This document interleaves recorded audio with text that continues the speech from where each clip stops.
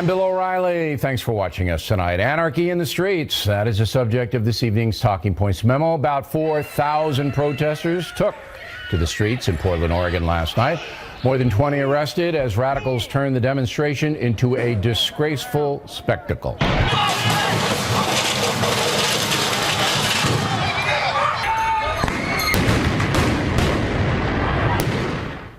Now, I lived in Portland. It's a beautiful place, but run by progressive people.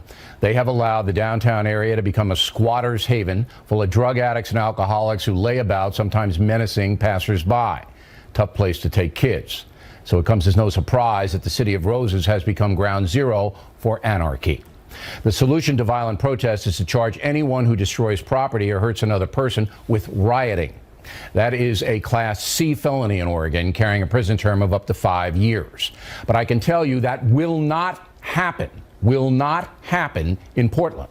Most of those anarchists will receive no punishment whatsoever. And therein lies a very dangerous situation in this country. The election of Donald Trump has shaken the progressive community. In the space of 4 days, they have gone from having some power to nothing. President Trump is not going to pander to the far left, and they know it. And that's the way democracy goes. If the people believe political policies are not working, they change the structure. And then we have the race component. In Chicago, 49-year-old David Wilcox beaten by two men while a crowd screamed, "Don't vote Trump." You voted Trump! You voted Trump! Oh, yeah! She been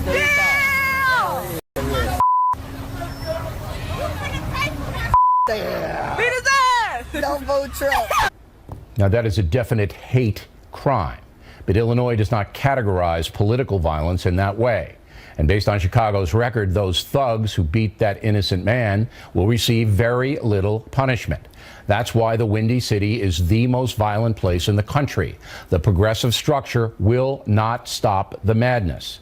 That display should cause every state in the union to classify political violence as a hate crime, because that's what it is. California, Iowa, West Virginia, D.C., Louisiana, and South Carolina have already done that. Everybody else should get on it. Summing up, a free election should be respected. Those who harm other people and destroy property in the name of protests are criminals, and society should punish them harshly. And that's the memo. Now for the top story reaction with us here in New York City, Eric Bolling and Geraldo Rivera. What say you, Rivera? I think that you're right onto something, that it should be classified a hate crime. They were thugs. The book should be thrown at anyone who hurts people or destroys property. Ironically, you mentioned Portland being one of the most liberal cities in the nation. It is. It voted strongly for Hillary Clinton. New York, I got stopped, Eric and I, going to a play the other night, and we couldn't cross 6th Avenue. There were 1,000 screaming demonstrators. New York voted 87% for Hillary Clinton. So these people are destroying the property of those with whom they have some political affiliation and they're in sync with. So it is so stupid for them to vent in the way that they are. It's really deplorable. What do you say, Bolling? You're 100% right, and I agree with Geraldo.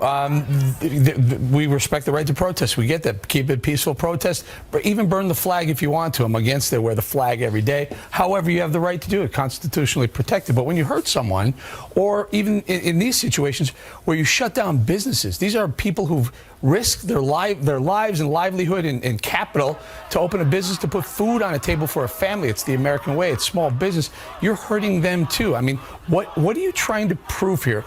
They should do themselves a favor. There's a map out there that shows county by county across America who voted Trump and who voted Hillary Clinton. Now, there are a few counties on both of the coasts that were heavily populated that voted for Clinton, but the vast majority on a county by county basis is red. Most of the counties voted for Donald Trump. We're going to get into the popular vote in a moment. But the hate crime thing, I feel very strongly about. Every state. But in fairness, every state. In your montage, you could have also included those schools where white students simultaneously started shouting, "White power, build the wall, build the wall." That was very small. Well, I think that would be we condemn it across the board. No. You can't make a moral equivalence to what happened in Portland, Oregon, where millions of dollars in destruction and the police were put in harm's way and everything else, with some individual loons who may do appalling things. You have to. I saw water fountains where the kids had put colored people, white people for different water Those fountains. are disturbed individuals, and they don't elevate up to a national story as the poor guy in Chicago, who we saw obviously being attacked for the only reason of his vote. So I'm telling you, would either of you object more to his race than his vote? every state categorizing political violence as a hate crime? You're for it? I'm for it. Okay, But so can we just make a distinction between people saying despicable things and deplorable things, being horrible, and somebody kicking somebody in the head, creating violence, breaking, causing destruction, property damage, here, and racism on a large scale, or even a scale that is disturbing because of its explicitness, we'll cover it. But there isn't that right now. Now, I believe that these protests strengthen Donald Trump. These people who hate Trump are actually helping Trump. I said that for the vote, that the press helped Trump. They're going to feel sorry for Trump, and they're going to hate these people and go into his camp, right? I agree, but I think now it is incumbent on President Obama and President-elect Trump to do more of what they did yesterday. They've got to have the dignity and the responsibility of that office. They have to. This nation is riven right now on racial lines.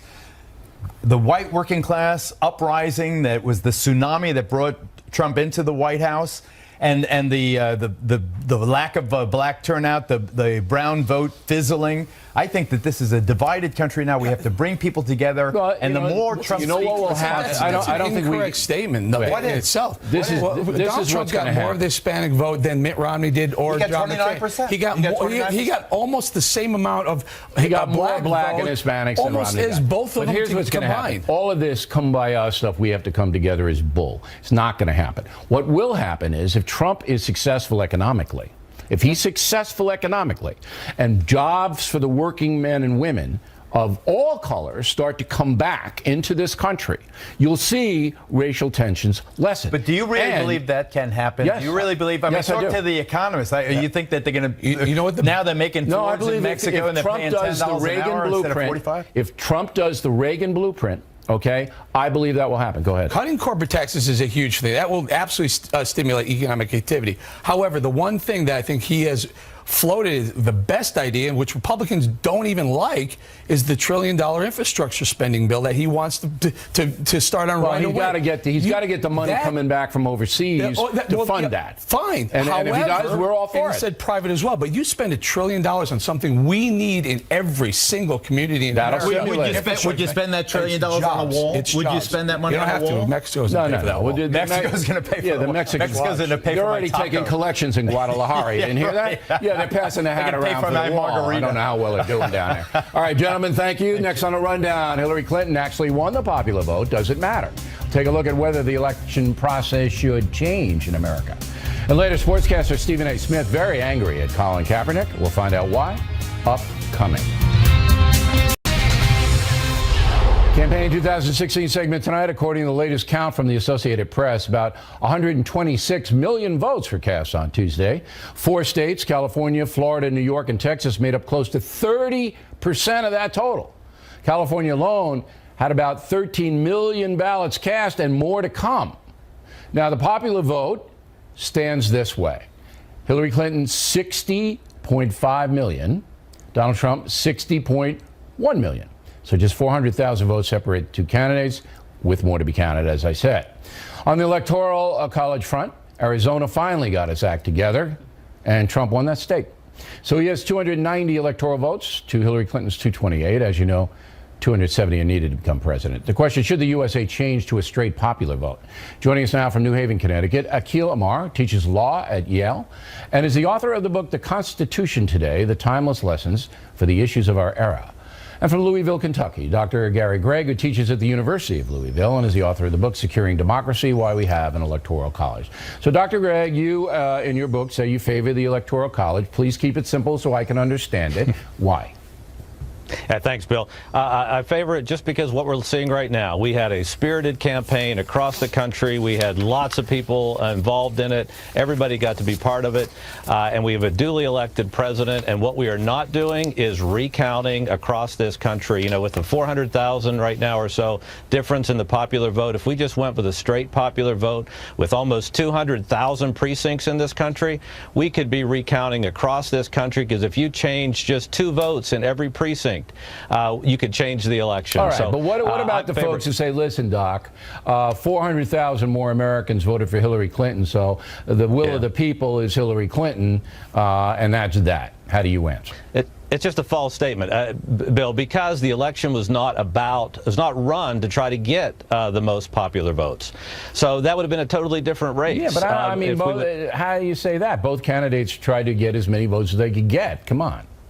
No, they didn't. They didn't do that. Otherwise, they would have Trump would have gone to Texas, would have planted himself in Texas or Orange County, California, which he never went to. All right, I see what you're saying. Hillary would have just plopped herself down so to the LA. strategic was to concentrate on the electoral votes. Okay, That's exactly Mr. Amar, are you dissent? You think the straight popular vote is the best way to go? Why? Well, I do agree that if the rules had been different, the candidates would have played by different rules, and there are reasons to keep the Electoral College. I don't think the recount nightmare is the best reason. In 2000, the popular vote was nationwide was pretty clear, but Florida was razor close, and so was New Hampshire. So there were other states that were close. So big states manage recounts all the time. I think there are reasons to keep the Electoral College, give me the best but this one isn't it. one for the popular vote. What's the best reason? Federalism and democracy. Here's a federalism argument. We have 50 states. They're not stupid. They pick governors. Governors are like presidents, and none of them has an electoral college. In California and Texas, we count all the votes equally. In the governor races, it's a local situation. And the local situation is people know the candidates better. They're closer to them. There's more accessibility. In the national level, if you have a straight popular vote, forget about Idaho, forget about Wyoming, Hawaii, Alaska. They don't count. That you, as Dr. Gregg just said, you could just plant yourself in the major metropolitan areas, promise them the moon, and you win. And the other folks are disenfranchised totally. Well, I'm not sure that's any different than Texas or Pennsylvania or California, which have big cities and vast rural areas. And so as I said, I think there is an argument for the Electoral College, but rural areas isn't it, and recounts isn't it, because we've got 50 states and we pick the people, one person, one vote, and if it's close, we recount them carefully. I'm an Electoral College guy, and I think it's amazing that Thomas Jefferson and Madison and Franklin and Adams all understood the expansionary potential of the United States and said, you know what, we can't let Boston and Philly at that time and New York City dominate. We've got to give Georgia and the other new states some say in this, and that's why they put the Electoral College in, Doctor, is it not? That's one of the reasons, for sure. I think, you know, they wanted also to have a sort of deliberative process of people that actually knew the candidates to make the decisions. And that's not how it's worked. It is democracy. The opponents will say it's not democratic, but it is. It's 51 elections in the states. And you're absolutely right, Bill, when you say that if you took off the Electoral College, these rural areas would not ever be considered again. Gone. And they'd have no stake in it. Last word, Mr. Omar.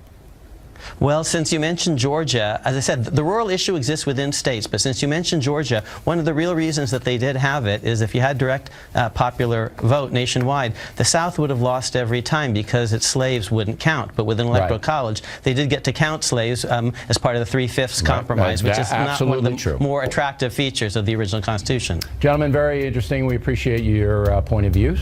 Directly ahead, Chris Wallace on how the press is covering now President-elect Donald Trump. Then ESPN broadcaster Stephen A. Smith hammering Colin Kaepernick moments away. Personal Story segment tonight. Beside myself, Chris Wallace is one of the first national TV guys to announce that Donald Trump had a good chance to win on election night. Chris joins us now from Washington. So before we get to your perspicacity, you talked to the New York Times earlier this week in an article they were doing, and you actually told them to their collective faces they didn't cover the campaign fairly. That took some moxie, and how did you arrive at that conclusion? Well, I think, and it wasn't just the New York Times, although I did say it to the Times about the Times, I think a lot of the mainstream media just decided after the conventions that Donald Trump was beyond the pale. He was just not acceptable as a president, and so therefore the normal rules of objectivity and fairness no longer applied. And so in the New York Times case, they would use adjectives. They'd talk about flailing or desperate in a way that they would never say about the Clinton campaign. They used verbs like lurched, I remember. And this was not on the opinion page or the it was in the editorial hard page. news coverage. And This they is on always the front brought things page. back to Trump's deficiencies. Every article started out in a different way, and then it all circled back. Now, what does Bill, it say? I got to tell you, if there was ever any doubt about the Times bias, I've only got to show you the front page of the New York Times yesterday, Thursday, the day after, because obviously the results came in the Wednesday paper, their second day coverage. And for those who can't see the headline, Democrats, students, and foreign allies face the reality of a Trump presidency. Not Trump takes over, Trump consolidates power, a new day. But students face reality. I expected him to say the proletariat faces the reality that didn't of offend Trump. me. I mean, that's an astonishing headline. It is. It didn't offend me, though, because I don't see that as trying to social engineer the country. And that's my next question. Obviously, my opinion is that all of this media bias, which is indisputable, helped Trump, helped him. Because the folks said, you know what, I'm tired of this. We know you're being unfair, and we you know, you is the national media. We know this is not being, this is a con job by the media, so we're gonna vote for him anyway, even though we might not like him. That's what I think happened in a lot of cases. I think Trump was quite brilliant in going after the media and basically lumping them in a different way than, let's say, Nixon did, lumping them in with all the other power elites, so all the other special interests in rigged. Washington, on Wall Street, and saying it's all part of a fixed game. And in the particular case of the New York Times, I got to say, they really let themselves down. And you know, maybe I'm being... I know you've had feelings about this for a long time. I was really shocked to see how openly slanted they were on the front news page of the paper. Let me tell you something. I've been doing this for 20 years plus, okay? I have been attacked viciously by the national media in general, all right? Viciously attacked, unfairly, distorting, and you've seen it. You saw it. You know, it's like one every 18 months. What are they going to come up with next? And attack and attack and destroy and destroy. I told Trump, the first interview I did with him after he announced, I said, they're going to come after you like you've never seen anything. Because there are certain people, Chris, that they loathe.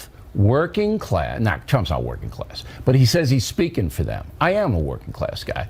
And for us to attain power, for us to actually build up a following, offends them, personally offends them, because we are exactly what they despise. And that's what this was all about. And the working class people who voted for Trump knew it. They knew it. Well, it was certainly the case of Trump. They just decided he was beyond the pale, and they were going to treat him that way. They weren't going to treat him as a legitimate presidential candidate and have any sense. And it wasn't just the Times. It was true of a lot of newspapers, too. The Washington Post. A lot of newspapers. You know, the Washington Post was interesting because it did some good aggressive reporting, but its editorial page, I mean, you just look one after the other, after the other, after the other. Although this guy, Callum Borchers, is an honest guy at the Post. Now, this Sunday, you got Kellyanne Conway. This is an interesting question that I have. Does Trump have the stones to put Ms. Conway in as chief of staff? Because that woman saved his bacon, to use a cliche. She saved him. Does he have it to put her in there?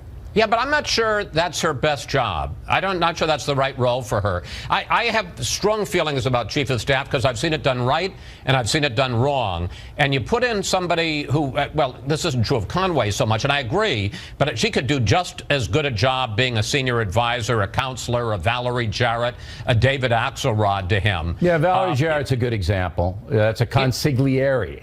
Right. to But President for Obama. chief of staff, you need somebody who knows how the trains run in this town, All right, so how you're you talking deal Newt with, Gingrich, with then. Congress, how you deal with the media. You're I'm not talking sure Gingrich. that's her strength particularly. It's frankly why I think he should put Reince Priebus in there.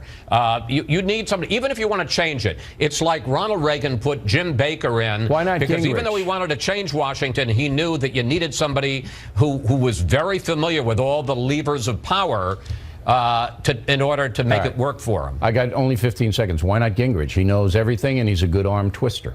I don't think Gingrich has an interest in a staff role like that. I think he's beyond that. If he gets a department, that's one thing. You get your own plane, you get your own department. He doesn't want to sit there and wake up in the morning and brief the president. It's a tough job, but it's also a staff job. It's not a principal's job. Chris Wallace, everyone. We'll be watching on Sunday. And you're the best Sunday show, by the way. You do. You're right. You're right. You're the best show at 8 p.m. on cable. Well, not just 8 p.m. Plenty more ahead as the Factor moves along this evening. In a stunning turn of events, Dick Morris will return to the Factor. Viewer warning, anything could happen. But next, protesting quarterback Colin Kaepernick says he didn't vote. Sportscaster Stephen Smith outraged. We'll hope you stay tuned for those reports. Unresolved Problem segment tonight, as you may know, ratings for the National Football League are down significantly this season. Some believe that Colin Kaepernick protest kneeling during the national anthem has turned off some viewers. Mr. Kaepernick himself says he believes America is an unjust society, but when asked if he voted on Tuesday, he said no, that he didn't care who won. That angered Stephen A. Smith, a sportscaster on ESPN, who joins us now from Philadelphia. So what's your primary beef with Kaepernick? Well, my primary beef is that he made all of this noise about racial injustices and what have you that have been taking place in this country. And while African Americans can certainly relate to some of his feelings, you've got to follow through, because we all know that the one thing that empowers individuals in the United States of America is the power to vote. It's not something that African Americans had the right to do until 1965. How in God's name could you defer to the things that have transpired in our history? You have that right to vote, and then you don't exercise that right when people have fought and bled and died for you to have that right. It seemed to me to be counter to everything that he said, and I felt as a result that he came across as a hypocrite, and that's what I said, and that's what I'm saying tonight. All right. Now, I've read some of his comments, Kaepernick's comments, and it comes down to he doesn't think that the system's legitimate, that any of the candidates care about African Americans, they wouldn't do anything. He's basically a nihilist. You know, he just said, look, it's a rotten country, it's a rotten system, so I'm not going to participate in it. Does that have any resonate? Does that resonate at all for you? No, makes no. It doesn't bother me. I mean, I'm not going to say. First of all, I don't totally agree with it, but the point is, it's irrelevant, Bill, because here's the reality: you can't legislate what's in people's heart. Fair enough, but you can go by their record. You can't go by policy. You can look at what the power of your vote has the power to pull off. You're talking about Supreme Court justices that are going to be put into place. But he doesn't believe in the system. Laws. He thinks everybody's corrupt and it's all rigged against the black man. So he's not going to participate. You know, he's washing his hands of the whole thing. Well, listen, I'm a black man, and I'm here to tell you there's a lot of black folks that obviously we feel that the system itself could better serve us. There's no question about that. But at the same time, your dismay or being disenchanted with a couple of individuals that happen to be running for president, knowing you're going to have to pick one of them, it's like you're saying, I want everything the way that I want it, or I don't want to participate. That's true. At I mean, all. he's not a constructive and it makes no man. sense. Okay. Well, now, do you believe the bigger point, Bill, is that he not only did not vote, but he made that public, which essentially encourages youngsters who are looking to him and following him not to vote, which is counterproductive to everything that we're supposed to be about. There's only 8 of them, so we're not too worried about it. Do you believe that the ratings are down in the NFL because of Kaepernick? I think that plays a role. I think also the game's a bit slower. It's too much instant replay. The negativity in terms of the concussion issues, domestic violence. Okay. There's a whole bunch. It's all encompassing. It's not just that, but that plays a role. One more thing. This is what I would do if I were the owner of the San Francisco 49ers. I would tell my players, including Mr. Kaepernick, look, it's my team and it's our business, all right? So while you're on the field, you're to conduct yourself as an employee and follow the rules that we have. We respect the country. We respect the flag. So you stand while the national anthem is being played, or you stay in the locker room. All right, one of the two. I'll give you, if you don't want to, you can go in the locker room, but you're not going to embarrass this team by this protest. But I will also give you a Tuesday afternoon in a room where you can talk whatever you want to the press by yourself. If anybody wants to show up, you have freedom of speech. So, solved. Well, I respect your position, Bill, but I'm going to respectfully disagree. I'm a fan of the show, but sometimes I disagree with you. I know it's hard for you to hear that, but it's true, and here's why. Well, here's why I would say that to you, Bill, because I would simply respond with a question. What did he do to interrupt the game? He certainly exercised his right. He didn't go on the fans. field and impede the game or anything. He brought attention to himself, No. but at the same time, it wasn't like he ran in front of the camera to do it. The camera followed him while he was taking the knee. All right, I got to think about that one, I Bill. have to run, but we'll follow up. But the point is that he offended some paying customers. It's a business. He offended some paying customers. The owner of the business has a right to tell the employee, we don't want you to offend any paying customers, so don't do it. Yeah, but I want to continue. We gotta you're lucky, Bill. We'll talk about this another time. We will. I'm always lucky. Yeah. When we come right back. Absolutely. Thanks for staying with us. I'm Bill O'Reilly in the Impact segment tonight, the return of Dick Morris. As you may remember, he was wrong about the Obama-Romney race 4 years ago, but Morris has made kind of a comeback, writing a book called Armageddon, bestseller, which outlined how Hillary Clinton could be defeated in this election. Then last Friday, 4 days before the vote, Morris said this. It does appear that Trump is closing in on 270 electoral votes and could go significantly higher than the amount he needs to win. And Dick Morris joins us now here in New York City. So you were one of the few who called it right. How did you know? Well, I came to understand by watching, reading the polls, working in Britain for Brexit. I was part of the United Kingdom Independence Party when it was first set up. That the major new factor in our politics are 35 million white high school educated men and women, more men than women. They are 35% of America's vote. And they feel forgotten, they feel passed over, they feel that the media and the establishment have contempt for them, they see that they're seen as flyover country, and their pent-up frustration is something that Trump really understood and really tapped into. There's no movement for them. There's no National Association for the Advancement of High School Educated People. But they kind of look at the black movement, Latino, women, Greens, gays, and they say, what about us?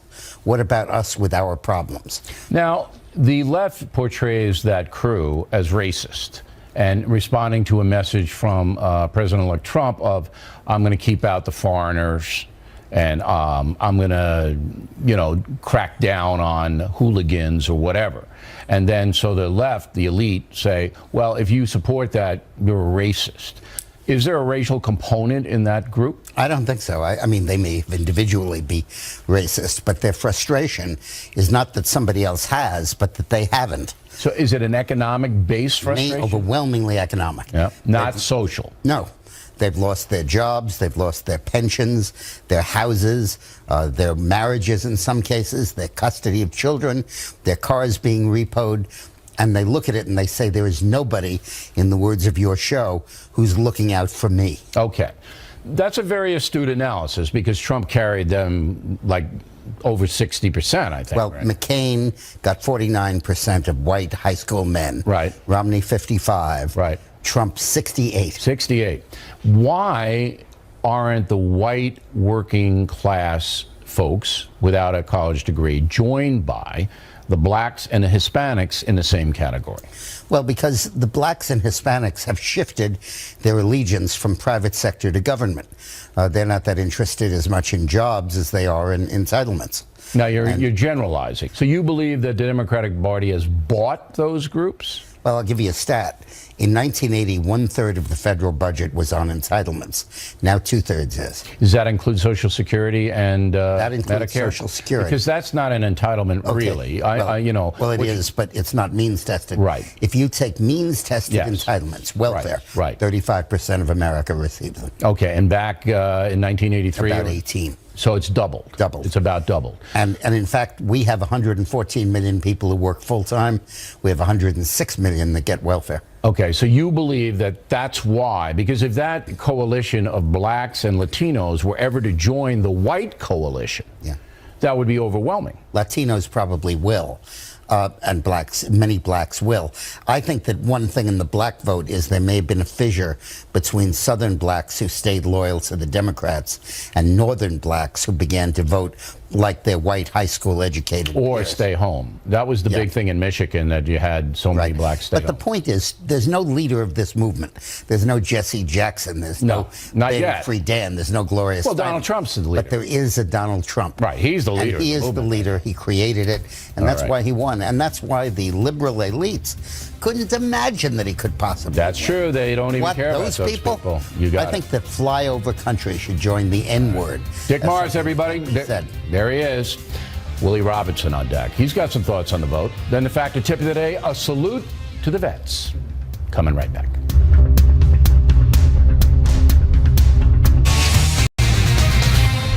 Back in the book segment tonight, Willie Robertson. He and his family have been very successful on the TV show Duck Dynasty, as you know.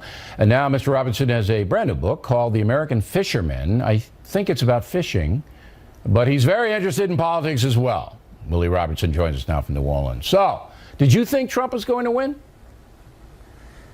Well, I mean, obviously I did because I've been supporting him for so long. But I have to admit to you, Bill, the last day I wasn't so sure. I was beginning to think it was going to be too big of an uphill battle. But I sat around with everybody else and watched him take it down.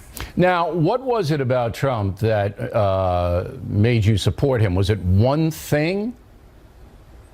I would say it was a combination of a lot of things. I liked that he was a regular person. I was able to meet him summer before last and got up on stage with him, was able to hang out with him in a bus. And unlike a lot of politicians that I know, he just seemed like a regular guy. And so I was interested in that big shakeup in Washington. I wanted that to happen. Also, the Supreme Court was huge for me and my family, and I just kind of liked the way he talked. He also mentioned Christians getting their heads chopped off, and he was one of the few that I heard talking about that a lot. And so, yeah, he sounded like a guy that I could support, and you know, it had its ups and its downs, but I'm glad he made it. All right. Now, as far as the Christian vote is concerned, President-elect Trump took it, most of it. But then you have some Christians who say, you know, he's a racist, or he's anti-Muslim, or he's not a charitable man, wants to keep people out. It's all negative, negative, negative toward the poor. Do you counter that? Do you have a counter argument to that? Not really. I mean, you know, my family has heard a lot of those same kind of accusations, so I'm kind of used to it as well. People that don't really know you and just start spouting off what you are. I know his family very well, and I know him, and I know he's not a racist. And, you know, he's concerned with the world's problems, and so, you know, all those things were taken out. I mean, there were conversations I had, probably like a lot of husbands and wives and families. Even my father, he was behind Cruz, and so we had some interesting dinner table conversations. But you know, at the end of the day, you know, once it got down to basically two choices, it was easy for us to throw behind. All right. Mr. Well, you're Trump. a traditional crew, and that means that you would, of course, you know, go for the traditional guy rather than a progressive. Now, your book, The American Fisherman, it's not just about casting lures out there, but you got a lot of history in that book about how. A lot of history. Fishing is an integral part of America and a lot of tradition. Just give me a brief headline on that.